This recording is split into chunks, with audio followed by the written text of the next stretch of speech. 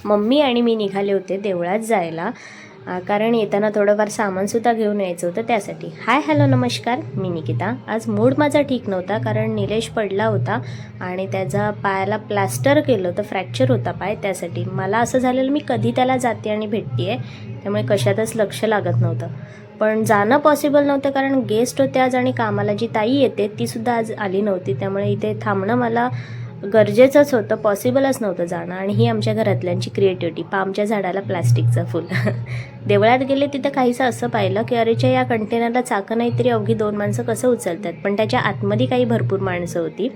आणि ही फुलं कोणती आहेत हे तुम्हाला माहीत आहे का? माहीत असेल तर कमेंट करून नक्की सांगा. घरी आलो तर गेटचं इथं आमच्या कमानीचं काम चालू होतं, तेवढ्यात आला जोरात असा पाऊस. तुम्ही जिथे राहता तिथेसुद्धा असाच वारा पाऊस येतो का? येत असेल तर कमेंट करा तुम्ही कुठे राहता ते. आणि खूप इकडे पाऊस आहे. नारळ साफ करायचं होतं, गेस्ट असल्यामुळे सोलकढी मॅन्डेटरी आहे.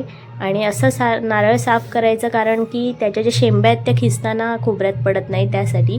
आणि हातावर नारळ फोडणं, परत ते कोयत्याने साफ करणं नारळ, हे सगळं मला माझ्या आजोबांनी शिकवलं, त्यामुळे ते प्राऊड फीली सांगते आहे.